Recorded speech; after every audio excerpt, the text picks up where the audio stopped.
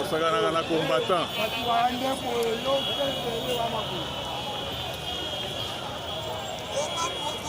député tika policier nde mubeku toza nango na mukolo lelo eza le 24 mpona badepute baza mposa babibisa mboka yango tolobi tika policier boma député sur ordre ya peuple congolais à Kinshasa tozosala musala mpona bango baza mpona biso lelo bango baza mpona biso lisusu te belobelaka biso te bakomi kosala bameme oui merci.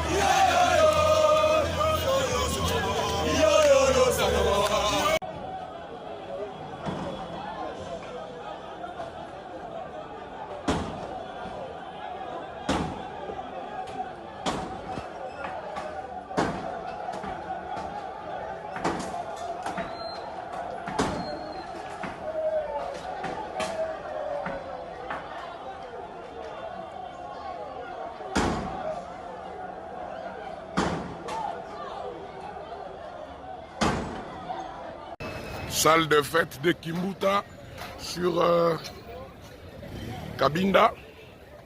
Donc nous sommes toujours là. Kakabo Monabili Lindenge Zoleka, les groupes, Josika, Ndaku Bazo Sali Sakaka, éviter ce baligini, mais